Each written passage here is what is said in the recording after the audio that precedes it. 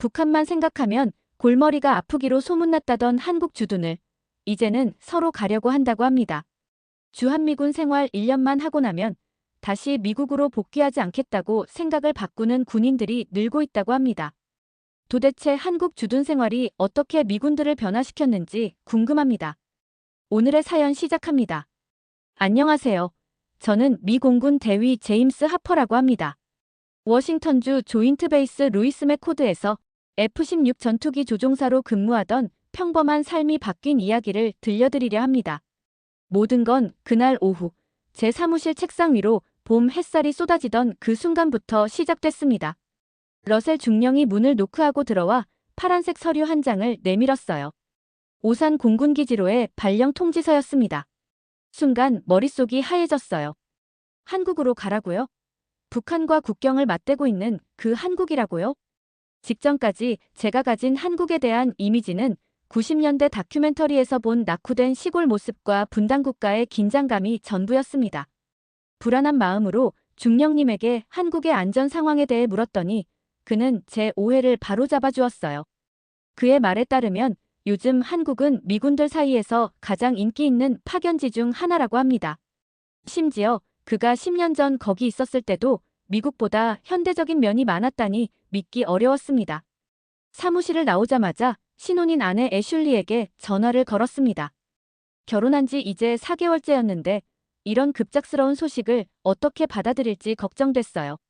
예상대로 애슐리도 북한과 가까운 위험한 국가로 가는 것에 대한 우려를 표했습니다. 그날 저녁 저희 부부는 한국, 특히 오산에 대해 온라인으로 검색했어요. 화면에 등장한 서울의 야경과 현대적인 건물들은 우리의 상상과 완전히 달랐습니다. 전쟁의 흔적이 남아있는 낙후된 국가를 예상했지만 눈앞에 펼쳐진 것은 반짝이는 초고층 빌딩들과 첨단 기술의 도시였어요. 다음 날부터 저는 워싱턴 베이스 캠프에서 한국 근무 경험이 있는 동료들을 찾아가기 시작했습니다. 마이크 상사는 한국에서의 2년이 그의 군 생활 중 최고의 시간이었다고 회상했어요. 특히 한국 사람들의 친절함과 한국 음식, 그 중에서도 삼겹살의 맛에 대해 열정적으로 이야기했습니다. 그런데 마이크가 특별히 주의를 준 것이 있었어요. 바로 소주라는 한국 전통주였습니다. 그는 자신의 룸메이트가 소주를 처음 접했을 때의 이야기를 들려주었어요. 맑고 순해 보이는 외관과 달리 매우 독한 술이라 많이 마신 다음 날 시뮬레이터에서 산에 충돌하는 실수를 했다고 합니다. 샘 중위도 한국의 좋은 점들을 알려주었습니다. 특히 기지시설의 우수함과 주변 도시의 안전성에 대해 강조했어요. 또한 한국의 겨울철 제설 작업의 효율성에 대한 이야기를 들려주었습니다. 새벽에 갑자기 폭설이 내렸는데도 아침 비행 준비 시간에는 이미 활주로가 깨끗하게 치워져 있었다고 해요. 이런 한국의 일사불란함과 효율성에 놀라움을 금치 못했다고 했습니다. 로드리게즈 대위는 한국의 인터넷 속도와 게임 문화에 대해 이야기해 주었어요. 일기가 파일을 다운로드하는데 10초도 걸리지 않았다는 것, 그리고 PC방에서 중학생에게 게임으로 완패했던 경험이 특히 재미있었습니다. 처음의 불안함은 이제 호기심과 기대로 바뀌고 있었어요. 그리고 애슐리도 이 새로운 모험에 점점 설레는 마음을 보이기 시작했습니다. 그녀는 이미 핸드폰에 한국어 학습 앱을 다운받아 기본적인 인사말을 연습하고 있었어요. 발령 소식을 부모님께 알리는 것도 중요한 일이었습니다.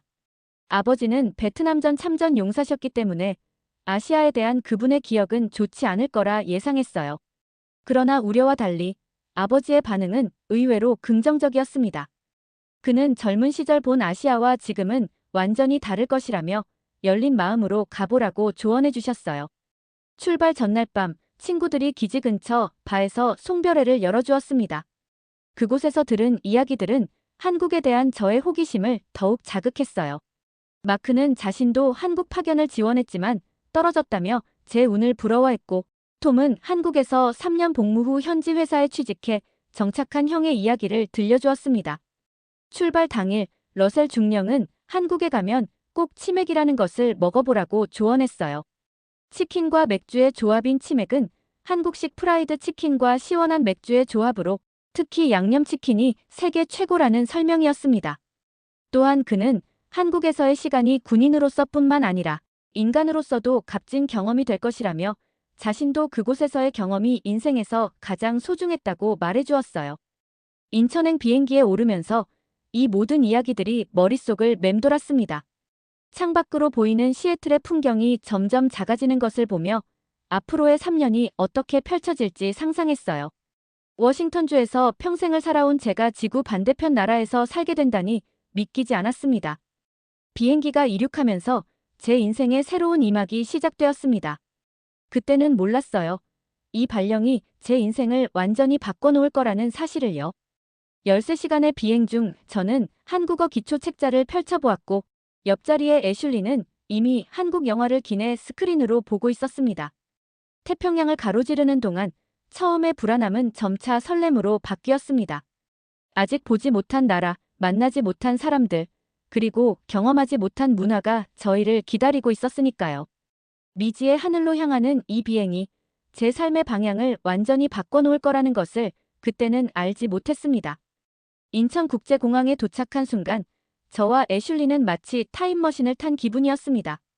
13시간의 비행 끝에 도착한 곳은 제가 상상했던 한국의 모습과는 전혀 달랐어요. 대리석으로 빛나는 바닥, 천장의 유리돔을 통해 쏟아지는 자연광, 그리고 곳곳에 배치된 로봇 안내원들까지 공항 터미널은 마치 공상과학 영화의 한 장면 같았습니다. 출구에서 저희를 기다리고 있던 한국 윤태석 병장은 유창한 영어로 반갑게 인사했어요. 그는 오산 공군기지에서 파견된 통역 담당이었습니다. 윤 병장은 제 군 경력과 한국에 대한 첫인상을 묻더니 웃으며 앞으로 많은 놀라움이 기다리고 있다고 했어요. 공항에서 오산 기지로 향하는 고속도로를 달리는 동안 창밖으로 보이는 풍경은 끊임없이 저희를 놀라게 했습니다. 끝없이 이어지는 고층 아파트 단지들, 첨단 디자인의 건물들, 그리고 곳곳에 빛나는 네온 사인들. 윤 병장의 설명에 따르면 저 높은 건물들은 대부분 아파트라고 했어요. 한국 사람들은 주로 아파트에 산다는 사실이 신기했습니다. 더 놀라운 것은 도로였어요. 매끄럽게 포장된 8차선 고속도로는 마치 레이싱 트랙처럼 느껴졌습니다. 윤 병장은 자랑스럽게 한국의 발전 속도를 설명했어요. 40년 전 한국은 세계에서 가장 가난한 나라 중 하나였지만 지금은 첨단 기술과 경제력을 갖춘 선진국이 되었다고 했습니다. 오산 공군기지에 도착했을 때 저는 또 한 번 놀라움을 금치 못했어요. 기대했던 것보다 훨씬 현대적이고 깔끔한 시설들이 눈앞에 펼쳐졌습니다. 기지 내 병사들의 움직임은 체계적이었고 한미 양국 군인들이 자연스럽게 어울려 일하는 모습이 인상적이었어요. 기지 소개를 마친 후 윤 병장은 저희를 임시 숙소로 안내했습니다. 다음 날 본격적인 업무 브리핑이 있을 예정이었고 그 전에 시차 적응을 위해 휴식을 취하는 것이 좋겠다고 했어요. 하지만 윤 병장은 먼저 저녁 식사를 하자고 제안했습니다. 한국 음식을 처음 접해보는 것이 시차 적응에 도움이 된다는 이유였어요. 그날 저녁 윤 병장이 데려간 식당은 오산 시내 작은 골목에 위치한 삼겹살집이었습니다. 테이블마다 직원들이 고기를 구워주는 모습이 이색적이었어요. 윤 병장의 설명에 따르면 한국의 삼겹살은 테이블에 설치된 그릴에서 직접 구워 먹는 문화라고 했습니다. 테이블에는 고기 외에도 10여 가지의 작은 그릇들이 놓여 있었어요. 윤 병장은 이것이 반찬이라고 설명했습니다. 김치, 무생채, 시금치나물 등 다양한 색깔과 맛의 반찬들이 밥과 함께 제공된다는 것이었어요. 첫 번째 삼겹살을 입에 넣는 순간 예상치 못한 맛의 폭발이 일어났습니다. 고소하면서도 짭조름한 맛, 거기에 마늘과 고추의 향긋함이 더해져 놀라운 조화를 이루었어요. 특히 쌈장에 찍어 상추와 함께 먹는 방식은 새로운 경험이었습니다. 식사를 마치고 숙소로 돌아가는 길, 밤 10시가 넘은 시간에도 거리에는 여전히 사람들이 활기차게 오가고 있었어요. 특히 놀라웠던 것은 젊은 여성들이 혼자서도 안전하게 거리를 걷고 있다는 점이었습니다. 윤 병장은 한국이 세계에서 가장 안전한 나라 중 하나이며 특히 밤거리는 24시간 밝고 안전하다고 자랑스럽게 설명했어요. 다음 날 아침, 기지 내 브리핑에 참석했습니다. 제 담당 업무와 한국에서의 생활에 대한 상세한 설명이 이어졌어요. 특히 흥미로웠던 것은 한미연합 군사훈련에 대한 부분이었습니다. 앞으로 저는 한국 공군 조종사들과 긴밀하게 협력하며 공동훈련을 진행하게 될 것이라고 했어요. 오후에는 오산 시내로 나가 실제 주거할 아파트를 보러 갔습니다. 윤 병장이 안내한 아파트 단지는 29층 높이의 현대적인 건물이었어요. 엘리베이터를 타고 올라가 본 20층의 아파트는 넓고 깨끗했으며 창문에서 바라본 전망이 정말 멋졌습니다. 도시 전체가 한눈에 내려다 보였어요. 더 놀라운 것은 아파트 내부 시설이었습니다. 바닥에서 열이 나는 온돌 난방 시스템, 스마트폰으로 제어 가능한 홈 오토메이션, 그리고 무엇보다 초고속 인터넷이 기본으로 제공된다는 사실이 인상적이었어요. 인터넷 설치 기사는 한국이 세계에서 인터넷 속도가 가장 빠른 나라라고 자랑스럽게 말했습니다. 윤 병장의 도움으로 일주일 만에 아파트 계약과 이사를 마쳤어요. 한국의 전세라는 독특한 주거 계약 방식이 흥미로웠습니다. 집주인에게 큰 보증금을 맡기고 그 이자 개념으로 집을 빌리는 방식이라고 했어요. 다행히 미군에게는 특별 계약 조건이 적용되어 큰 어려움 없이 진행할 수 있었습니다. 새 아파트에 짐을 풀면서 창밖으로 보이는 오산의 불빛들을 바라보았어요. 상상했던 것보다 훨씬 발전되고 안전한 이 도시에서의 3년이 어떤 모습일지 기대가 되었습니다. 아직 한국 생활의 시작에 불과했지만 이미 우리의 선입견은 완전히 무너지고 새로운 기대감으로 가득 찼어요. 한국이라는 나라는 저에게 끊임없이 새로운 발견과 경험을 선사할 준비를 하고 있었습니다. 조종사로서, 그리고 한 사람의 인간으로서 이 여정은 제 인생에서 가장 특별한 시간이 될 것임을 예감할 수 있었어요. 오산 공군기지에서의 첫 주는 빠르게 지나갔습니다. 저는 미 7공군 소속 F-16 전투기 조종사로 주로 한반도 상공의 방어 임무를 담당하게 되었어요. 첫 브리핑 날 한국군 조종사들과 함께 작전 회의에 참석했는데 그들의 전문성과 진지함에 깊은 인상을 받았습니다. 특히 강민우 소령의 브리핑은 매우 체계적이고 정확했어요. 그는 한국군이 언제나 만반의 준비 태세를 갖추고 있으며 5분 이내에 출동할 수 있는 능력을 갖추고 있다고 설명했습니다. 워싱턴에서도 물론 높은 수준의 대비 태세를 유지했지만 한국군의 긴장감은 차원이 달랐어요. 휴전선 너머의 위협이 항상 존재하는 현실을 그들은 매 순간 의식하고 있었습니다. 이러한 환경에서 성장한 한국 조종사들의 집중력과 기술은 정말 놀라웠어요. 첫 비행은 박준호 대위와 함께 했습니다. 그는 제가 한반도 지형에 익숙해질 수 있도록 안내 역할을 맡았어요. 이륙 후 창밖으로 펼쳐진 한국의 풍경에 감탄했습니다. 서쪽으로는 서해의 푸른 바다가, 동쪽으로는 연속된 산맥이 이어졌어요.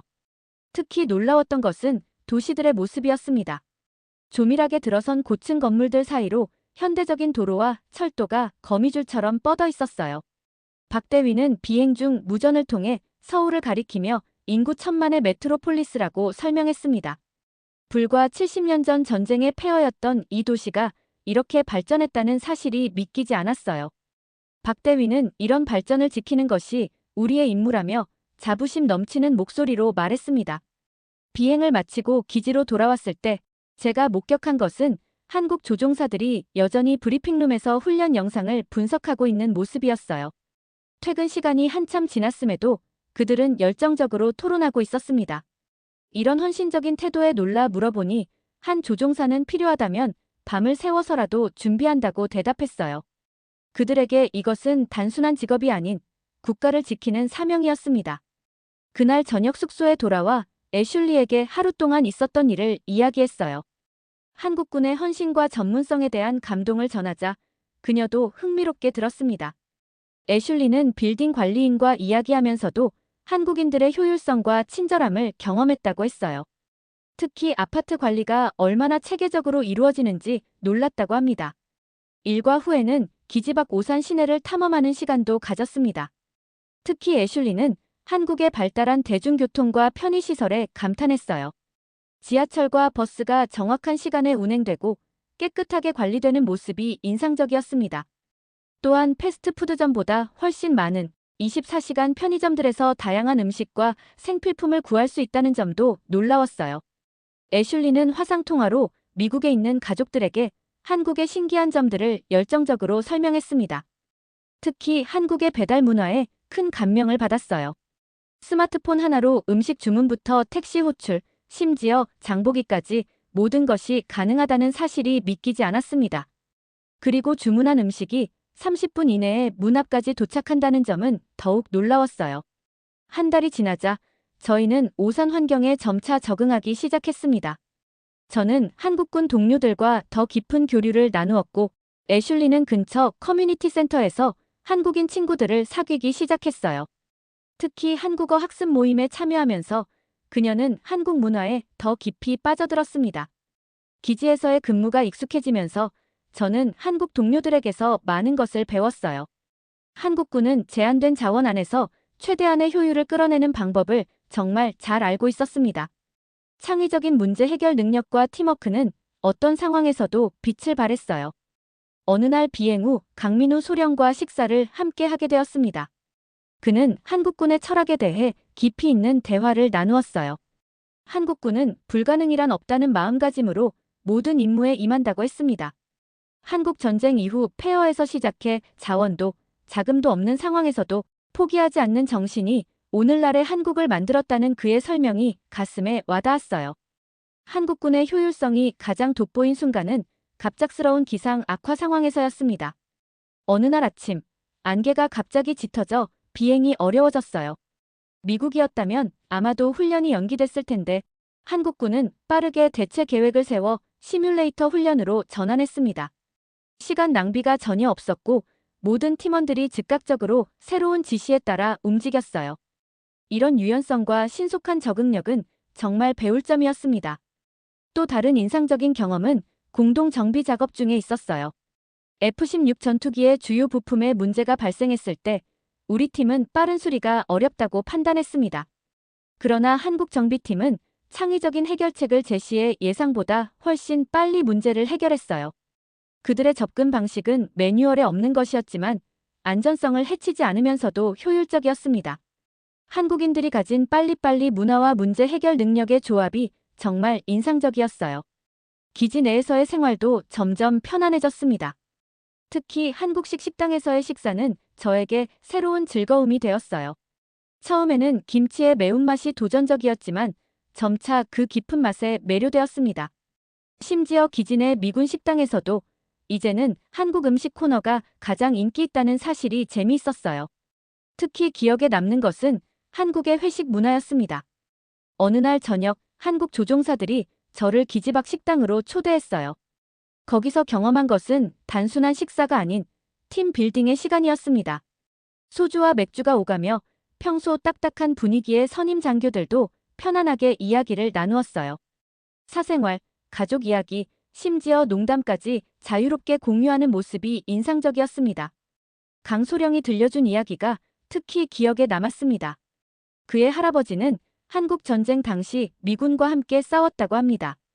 당시 어린 장교였던 할아버지는 미군의 도움으로 생명을 구했고 이후 손자인 강소령에게 항상 한미동맹의 중요성을 강조했다고 해요. 그의 이야기를 들으며 우리가 함께하는 임무가 단순한 군사적 협력을 넘어서는 역사적, 인간적 연결고리를 가지고 있다는 것을 깨달았습니다. 한국에서의 생활이 3개월째 접어들면서 저는 이 나라의 또 다른 면도 발견하기 시작했어요. 워싱턴에서 보던 하늘과는 다른 이곳의 하늘에는 또 다른 이야기와 역사가 담겨 있었습니다. 매일 아침 비행을 위해 전투기에 오르면서 저는 이곳에서의 임무가 단순한 직업이 아닌 더 깊은 의미를 갖고 있다는 것을 느꼈어요. 한국 동료들의 헌신과 전문성, 그리고 그 이면에 있는 따뜻한 인간미는 저에게 큰 영감이 되었습니다. 처음에는 단순한 군사 임무라고 생각했지만 점차 한국의 문화와 정신을 이해하는 소중한 여정이 되어가고 있었어요. 오산 공군기지에 부임한 지 3월째, 저는 중요한 소식을 들었습니다. 비질런트 에이스라는 대규모 한미연합공중훈련에 참가하게 된 것입니다. 이 훈련은 양국 공군의 전투기들이 복잡한 시나리오 속에서 합동작전을 수행하는 고강도 연습이었어요. 브리핑에서 스미스 중령은 이번 훈련에서 제가 한국 공군의 박민수 대위와 팀을 이루게 될 것이라고 알려주었습니다. 다음 날 박민수 대위와의 첫 만남이 있었습니다. 자신보다 키가 조금 작지만 날렵한 체격의 박 대위는 예상보다 젊어 보였어요. 그는 유창한 영어로 반갑게 인사하며 함께 좋은 성과를 내기 위해 노력하자고 말했습니다. 이어진 브리핑에서 박대위의 전문성은 단번에 드러났어요. 그는 한반도의 지형과 기상 조건에 대한 해박한 지식을 갖고 있었고 복잡한 작전 계획도 빠르게 이해했습니다. 호기심에 그의 경력을 물어보니 박대위는 공군사관학교 졸업 후 7년째 복무 중이며 F-15K가 주 기종이라고 했어요. 특히 놀라웠던 것은 그가 미국 애리조나 루크 공군기지에서 1년간 교환 프로그램으로 훈련받은 경험이 있다는 점이었습니다. 이 경험 덕분에 그의 영어는 거의 원어민 수준이었고 미국 공군의 운영 방식도 잘 이해하고 있었어요. 훈련이 시작되고 저희는 매일 함께 비행했습니다. 처음에는 서로의 비행 스타일과 통신 방식에 적응하는데 시간이 걸렸지만 점차 완벽한 호흡을 맞춰갔어요. 특히 박대위의 정밀한 계산과 침착함은 어떤 상황에서도 빛을 발했습니다.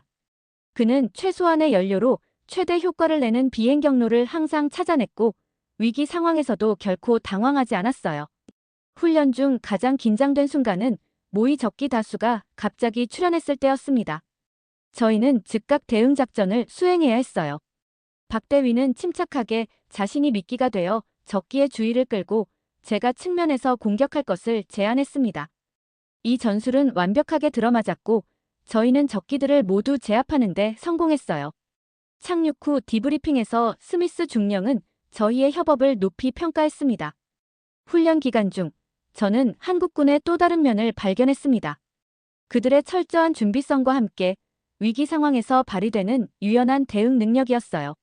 어느 날 기상 조건이 갑자기 악화되었을 때 한국 조종사들은 재빠르게 계획을 수정하고 안전하게 임무를 완수했습니다. 박대위에게 어떻게 그렇게 빠르게 대응할 수 있었는지 물었더니 그는 한국군은 항상 플랜 B와 C, 심지어 D까지 준비한다고 설명했어요. 한반도의 날씨가 예측하기 어렵기 때문에 항상 변화에 대비해야 한다는 것이었습니다.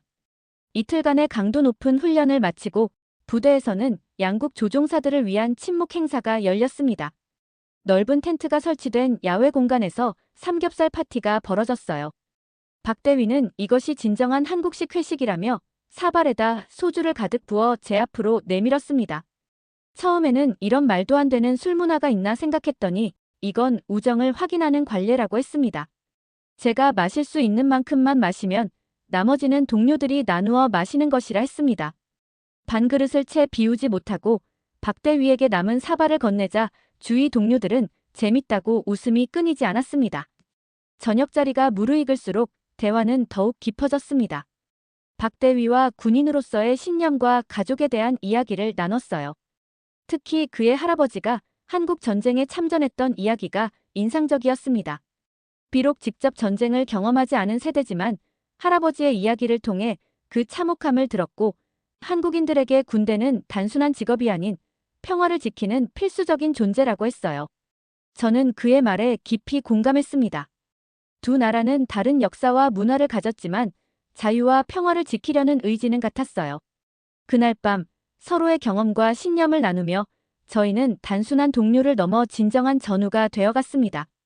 훈련을 마치고 기지로 돌아오는 비행기 안에서 저는 지난 2주를 되돌아보았어요. 한국군의 규율과 헌신, 그리고 그 이면에 있는 따뜻한 동료애가 정말 인상적이었습니다. 처음에는 단순한 군사훈련이라 생각했지만 결국 한국의 정신과 문화를 이해하는 소중한 기회였다는 것을 깨달았어요. 특히 기억에 남는 것은 마지막 날 박대위와 나눈 대화였습니다. 그는 한국과 미국의 관계가 단순한 동맹을 넘어 깊은 역사적 유대를 갖고 있다고 말했어요. 한국 전쟁 때 흘린 미군의 피와 희생이 오늘날 한국의 자유와 번영을 가능케 했다는 것, 그리고 그에 대한 감사함이 한국인들의 마음속에 깊이 자리하고 있다는 말에 가슴이 뭉클했습니다. 이 합동훈련을 통해 배운 교훈은 단순히 군사적인 것을 넘어 문화적 이해와 인간적 유대의 중요성이었어요. 서로 다른 배경을 가진 사람들이 하나의 목표를 위해 협력할 때 얼마나 강력한 시너지가 만들어지는지 직접 경험했습니다. 그리고 이 경험은 앞으로 저의 군생활뿐만 아니라 인생 전반에 걸쳐 귀중한 자산이 될 것임을 확신했어요. 오산 공군기지에서의 임무가 1년째 접어들면서 저와 애슐리는 한국 생활에 완전히 적응했습니다. 이제는 한국어로 간단한 대화가 가능해졌고 지하철과 버스 노선도 익숙해졌어요. 무엇보다 휴가가 주어지면 한국의 다양한 지역을 탐험하는 재미에 푹 빠져 있었습니다. 첫 번째 장거리 여행으로 경주를 선택했어요. KTX를 타고 불과 2시간 만에 도착한 경주는 역사의 고장이었습니다. 옛 건물들 사이에 어우러진 왕릉은 저희를 압도했습니다. 2000년 이상의 역사를 보여주는 불국사와 석굴암, 그리고 24시간 계속되는 한국의 역사 현장의 에너지는 저희에게 너무 매력적이었어요. 경주에서 가장 기억에 남는 경험은 안압지를 방문했을 때였습니다. 윤태석 병장의 제안으로 저희는 한복을 빌려 입고 야경이 멋진 길을 거닐었어요. 한복을 입은 외국인 부부가 신기했는지 많은 한국인 관광객들이 사진을 함께 찍자고 요청했습니다. 웃긴 일도 있었어요. 일본인 관광객들이 애슐리 뒷모습만 보고 한국 가이드로 착각한 것인지 길을 물었습니다. 애슐리는 순간 당황했지만 곧 자신이 미국인이라며 웃으며 설명했습니다. 나도 여기에 눌러 살면서 가이드를 할까? 하고 애슐리는 너스레를 떨었습니다. 다음으로 찾은 곳은 부산이었어요. 해안가에 펼쳐진 현대적인 도시 풍경과 활기찬 시장, 그리고 해산물 요리는 또 다른 매력을 선사했습니다. 특히 자갈치 시장은 정말 인상적이었어요. 처음 보는 생생한 해산물들이 가득했고 시장 상인들의 활기찬 모습과 흥정하는 문화가 재미있었습니다. 자갈치 시장에서는 재미있는 에피소드도 있었어요. 한 할머니 가게에서 문어를 사려고 했는데 영어로 가격을 물었더니 할머니가 계산기를 꺼내 숫자를 보여주셨습니다. 저는 너무 비싸다고 생각해서 더 저렴한 가격을 계산기에 입력했어요. 그러자 할머니께서 한국어로 뭐라고 하시더니 갑자기 웃으시며 제가 제시한 가격보다 조금 높은 금액을 입력하셨습니다. 그 모습이 너무 귀여워서 결국 그 가격에 합의했어요. 나중에 박대위에게 이 이야기를 했더니 자갈치 시장에서 흥정은 일종의 의식이라고 설명해 주었습니다. 가장 특별했던 여행지는 제주도였어요. 휴가를 맞아 4일간 제주도를 방문했는데 섬 전체가 화산섬이라는 특성이 정말 인상적이었습니다. 제주의 상징인 성산 일출봉에 올라 바라본 일출은 지금도 잊을 수 없는 장면이에요. 또한 제주 해녀 문화에 대해 배운 것도 흥미로웠습니다. 산소통 없이 바다에 들어가 해산물을 채취하는 해녀들의 강인함이 정말 놀라웠어요. 제주도에서의 재미있는 경험 중 하나는 흑돼지 오름이라는 식당에서 있었던 일입니다. 주문을 할 때 흑돼지 2인분이라고 했는데 종업원이 갑자기 저에게 아저씨, 외국인인데 매운 거 괜찮아요? 라고 물었어요. 저는 자신있게 네, 괜찮습니다. 라고 대답했습니다. 그런데 음식이 나왔을 때 정말 후회했어요. 제주식 특제 고추장 양념이 너무 매워서 눈물과 콧물이 쏟아졌습니다. 주변 테이블의 한국인들은 모두 웃으며 구경했고 결국 종업원이 동정의 눈길로 요구르트를 가져다 주었어요. 이 사건 이후 저는 괜찮습니다라는 말을 조금 더 신중하게 사용하게 되었답니다. 여행을 통해 가장 깊은 인상을 받은 곳은 DMZ 비무장지대였어요. 박대위의 도움으로 특별 투어에 참가할 수 있었습니다. 남북을 가르는 휴전선을 직접 목격하는 것은 한반도의 현실을 더 깊이 이해하는 계기가 되었어요. 판문점에 서서 북쪽을 바라보며 불과 몇 킬로미터 너머에는 전혀 다른 세계가 존재한다는 사실에 묘한 감정이 들었습니다. DMZ 투어 중 있었던 일은 아직도 잊을 수가 없습니다. 저희 투어 그룹에는 다양한 국적의 사람들이 있었는데 북한 병사들이 망원경으로 저희를 관찰하고 있다는 설명을 들었습니다. 그런데 갑자기 저희 그룹의 한 일본인 관광객이 북쪽을 향해 손을 흔들기 시작했어요. 가이드는 급히 그를 말렸고 그런 행동이 오해를 불러일으킬 수 있다고 설명했습니다. 그 순간 저는 이곳이 단순한 관광지가 아닌 긴장감이 흐르는 분단의 현장임을 다시 한번 실감했어요.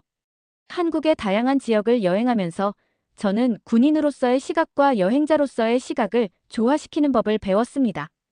각 지역마다 독특한 문화와 역사, 음식이 있었고 그것들은 모두 이 나라를 더 깊이 이해하는 데 도움이 되었어요. 여행을 통해 맛본 지역 특산 음식들도 잊을 수 없습니다. 전주의 비빔밥, 부산의 밀면, 제주도의 흑돼지, 각 지역의 특색 있는 맛이 정말 인상적이었어요. 특히 전주에서 맛본 콩나물 국밥은 숙취 해소에 최고라는 박대위의 말이 사실임을 직접 확인했답니다. 여행은 우리에게 한국에 대한 더 깊은 이해를 가져다 주었지만 동시에 새로운 질문들도 생겨났습니다. 이렇게 아름답고 발전된 나라가 어떻게 불과 70년 전 전쟁의 폐허에서 일어설 수 있었는지, 분단의 아픔을 이기고 어떻게 긍정적인 에너지를 유지할 수 있는지 등이었어요. 이런 질문들은 저를 더 깊은 탐구로 이끌었습니다. 한국에서의 여행은 단순한 관광을 넘어 저희의 시각과 마음을 넓혀주는 소중한 경험이 되었어요. 군인으로서의 임무와 여행자로서의 호기심이 만나는 이 특별한 시간은 앞으로도 오래도록 저희의 가장 소중한 추억으로 남을 것 같습니다. 한국에서의 3년이 순식간에 지나갔습니다. 어느 날 러셀 중령으로부터 미국 워싱턴주 캠프로 복귀하라는 새 발령 통보를 받았어요. 그 소식을 듣는 순간 가슴 한편이 묘하게 무거워졌습니다. 오산 공군기지와 한국에서의 생활이 이렇게 빨리 끝난다는 사실이 믿기지 않았어요. 발령 소식을 박대위에게 전했을 때 그의 표정에도 아쉬움이 역력했습니다. 3년 동안 함께 비행하고 서로의 문화를 나누며 쌓은 우정은 단순한 동료 관계를 넘어선 것이었어요. 그는 제 어깨를 두드리며 언젠가 꼭 다시 만나자고 했습니다. 한국을 떠나기 전 마지막 한 달은 정말 특별했습니다. 박대위는 송별회를 준비해 주었고 오산 기지에 많은 한국인과 미국인 동료들이 참석했어요. 삼겹살과 소주가 오가는 자리에서 우리는 3년간의 추억을 나누고 미래를 약속했습니다. 한국 동료들이 준비한 깜짝 선물은 특히 감동적이었어요. 그들은 저희 부부의 한국 생활을 담은 사진첩과 함께 한국 전통 도자기 한 쌍을 선물했습니다. 언제든 다시 오면 이 땅이 당신의 두 번째 고향이 될 것이라는 메시지가 적힌 카드는 아직도 제 지갑에 고이 간직하고 있어요. 미국으로 돌아가는 비행기 안에서 저는 창밖으로 점점 작아지는 인천의 모습을 바라보았습니다. 이륙하는 순간 지난 3년의 기억이 주마등처럼 스쳐 지나갔어요. 처음 도착했을 때의 불안감, 한국 음식과의 첫 만남, 박대위와의 비행, 전국 여행 중 만났던 다양한 사람들, 이 모든 경험이 제 인생을 풍요롭게 만들어주었습니다.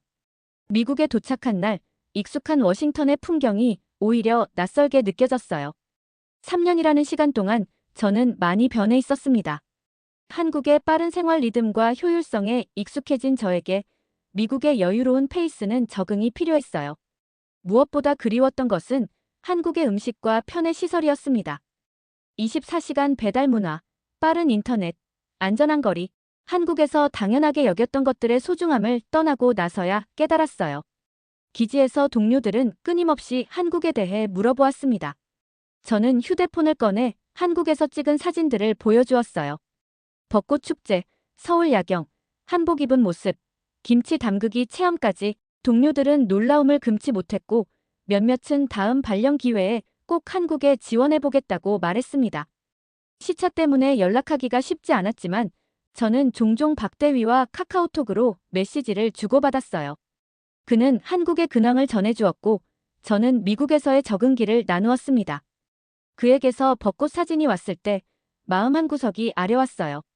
미국 생활에 다시 적응해가던 중 우연히 한 특별한 만남이 있었습니다. 지역 쇼핑몰에서 한국인 가족을 만났는데 반가운 마음에 한국어로 인사를 건넸어요. 그들은 미군이 한국어로 말하는 것에 놀라워했고 대화를 나누면서 알게 된 사실이 더 놀라웠습니다. 그 가족의 아버지는 오산에서 미군을 위한 자동차 정비소를 운영하다가 워싱턴주로 이주한 것이었어요. 그들을 저희 집으로 초대해 저녁 식사를 함께 했습니다. 애슐리가 한국에서 배운 레시피로 김치찌개와 불고기를 만들었는데 기대 이상으로 맛있게 되었어요. 한국 음식을 먹으며 그들과 오산에 대한 추억을 나누는 것은 마치 잠시 한국으로 돌아간 기분이었습니다. 그러던 어느 날 밤 애슐리가 노트북을 보며 흥미로운 기사를 발견했어요. 그것은 한국에서 군 복무를 마친 후 현지에 남아 영어 교사가 되거나 국제기업에 취직한 미군들의 이야기였습니다. 그 기사를 계기로 저희는 미래에 대한 진지한 대화를 나누기 시작했어요. 군 생활을 마친 후 다시 한국으로 돌아가 살 가능성에 대해 이야기했습니다. 저는 한국에서의 경험을 바탕으로 영어 교육이나 항공 관련 컨설팅 분야에서 일할 수 있겠다고 생각했어요. 애슐리는 한국에서 배운 한국어 실력을 살려 번역가나 문화 교류 프로그램 코디네이터로 일하고 싶어 했습니다. 두 사람 모두 한국에서의 생활이 불가능한 꿈이 아니라는 것을 깨달았어요. 그 후로 저희는 더 적극적으로 정보를 수집하기 시작했습니다. 지역 대학에서 제공하는 한국어 수업에 등록했고 주말마다 한인 교회의 문화 교류 프로그램에도 참여했어요. 특히 도움이 된 것은 박 대위와의 꾸준한 연락이었습니다. 그는 한국 기업들이 영어 능통한 인재를 찾고 있다는 정보와 함께 오산 주변에 전역 미군을 위한 취업 프로그램도 있다고 알려주었어요. 워싱턴에서의 1년이 다시 흘렀고 제군 복무 기간이 끝나가고 있었습니다. 재임용과 전역 사이에서 고민하던 저는 결국 전역을 선택했어요. 한국에서의 새로운 삶에 대한 꿈이 더 크게 다가왔기 때문입니다. 전역을 2달 앞둔 어느 날 박대위로부터 놀라운 소식이 왔습니다. 오산 근처에 새로 설립된 항공교육센터에서 외국인 교관을 찾고 있다는 것이었어요. 저의 F-16 조종 경험과 한미연합훈련 경험이 큰 장점이 될 수 있다고 했습니다. 그리고 마침내 그 순간이 왔어요. 전역 후 저희 부부는 인천행 비행기에 다시 몸을 실었습니다. 4년 전과 같은 비행기, 같은 하늘길이었지만 이번에는 전혀 다른 마음이었어요. 이제 우리는 단기 부임이 아닌 새로운 삶을 시작하기 위해 한국으로 향하고 있었습니다.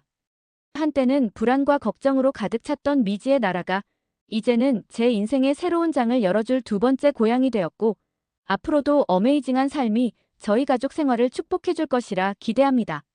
이것이 제가 여러분께 얘기하고 싶은 이야기입니다. 그저 평범한 오산 공군기지 발령으로 시작된 여정이 어떻게 제 인생을 완전히 바꾸어 놓았는지에 대한 소중한 경험을 전하고 싶었습니다. 오늘의 사연 어떻게 들으셨나요?